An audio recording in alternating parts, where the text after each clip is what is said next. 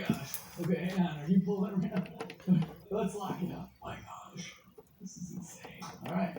Cool. Alright. Gotta maneuver this big guy into position around a bunch of other tools. Very good problem to have. It's tight. Oh, making it. Yeah. Oh my gosh, this thing is massive.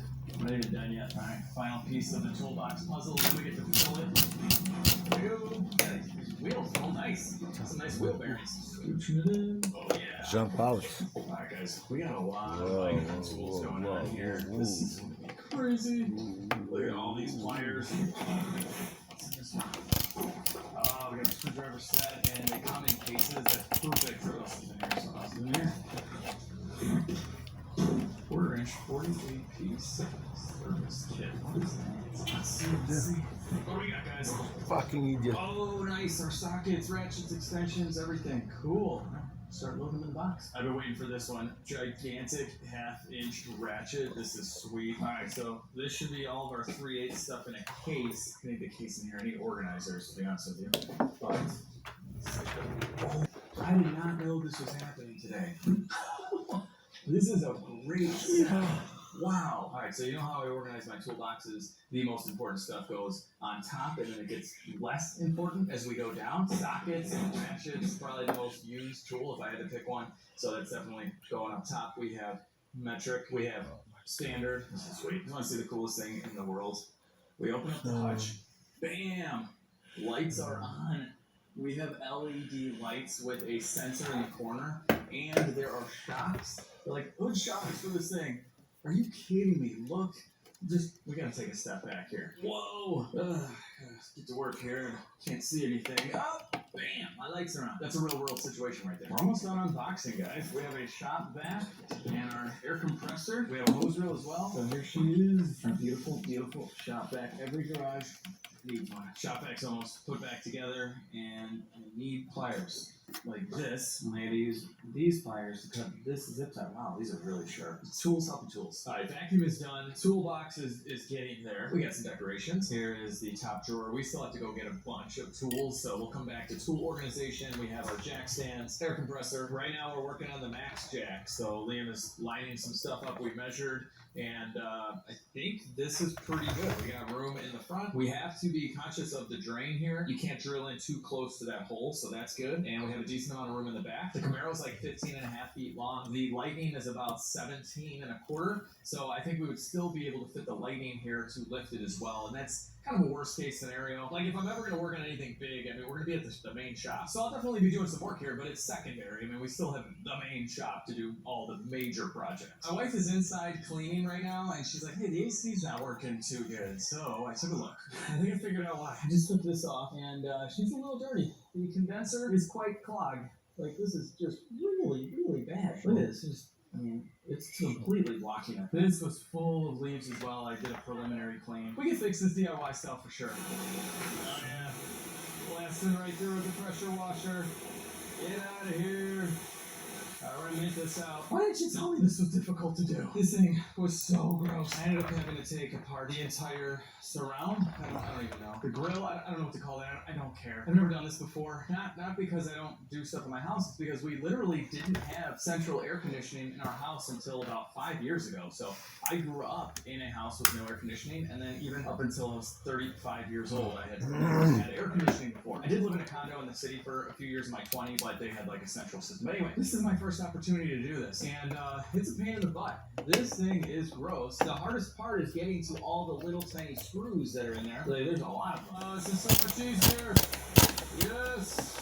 Get off. Let's see how this is going to be. Always go inside out.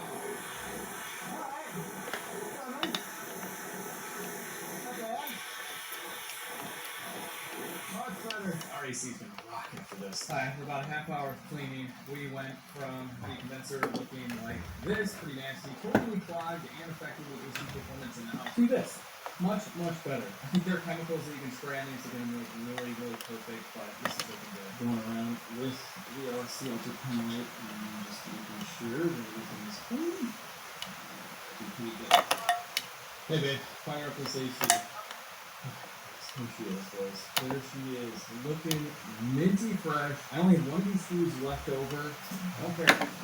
Woo! There it is. Yes!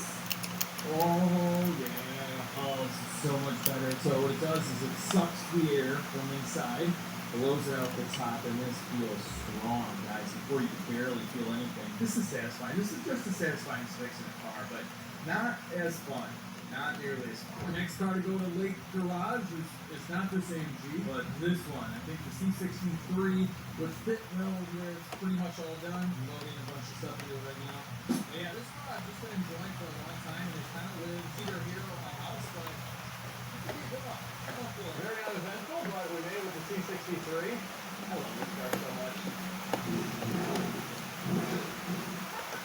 This is awesome. This is great. Now it's just about to hop in the lightning here. Let's see. There's a big leak. And definitely it's like, it's got good heat shots, but yeah, this is going to get dry and soon. Woo! That's great. I felt around. It seems actually it's like a radiator, I think. Which is good. If you guys are wondering what I'm wearing right now, I'm wearing kind of a weird outfit right now. I actually have a ski mask on too. And we got a whole film crew here. We are filming a movie and the van is involved in it too. And the van is overheating. The fans won't kick on. I found a blown fuse. And that fixed it for a little bit and then it flew again. So seriously guys, it's like 8 o'clock in the morning. How am I having this on 2 of my vehicles? It's insane. But anyway, I can look straight at it. My neighbor's like a complete psychopath. Driving the van around with this ski mask on. I'm actually a stunt double for this is Patrick right here. So he kidnapped someone in the van. My van.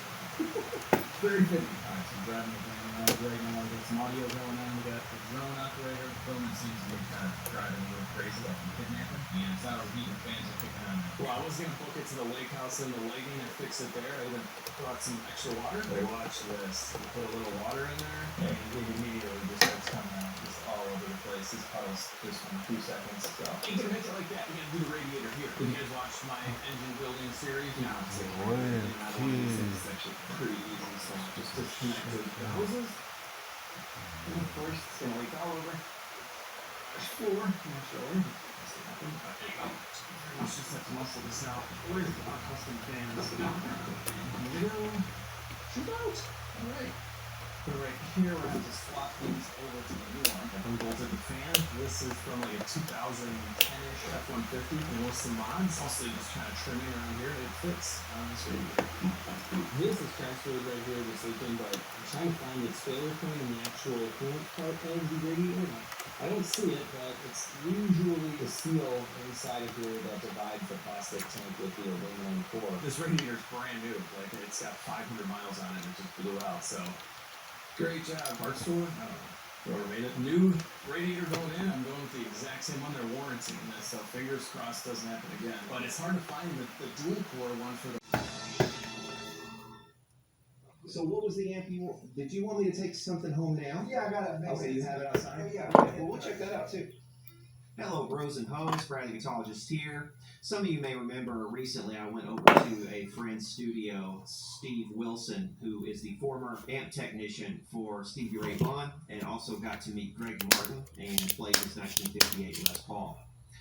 Greg brought along on one of these visits a Mesa amplifier that we're going to take a look at in this video. So that sounds like something we can do. So then stick around.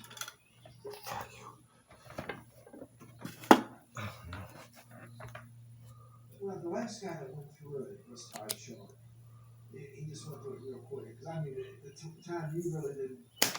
We were busy. I told Greg, I said, I will work on a boogie for you, but I don't enjoy it and I don't want to. I just didn't want to push it. Yeah. I tell a lot of guys now, but the guy, I don't Make know. Brad do it. That's Yeah. your Well, suggestion. see my head.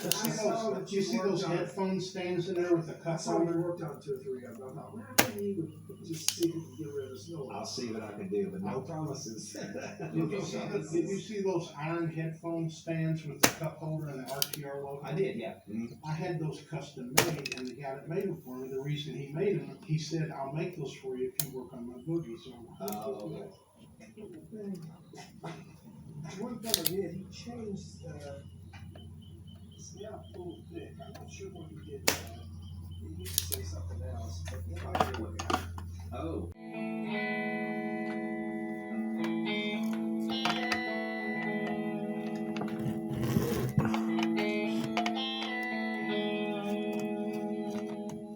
Okay, so here's the level of noise at just idle with the lead channel, the drive channel, engaged. There we are about 2 on the lead. There we are about 10. There's nothing plugged in, obviously. The EQ's out. Here's what the EQ means. Out.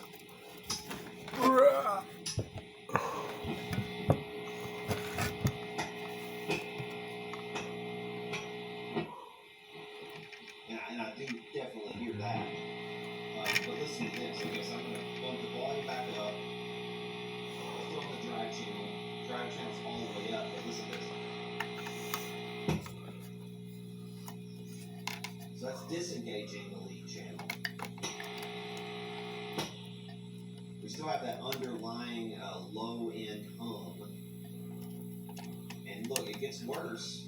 I'm all the way up on this volume, and it gets worse from about 9 to 7 on this volume. Now listen to this as I turn it down.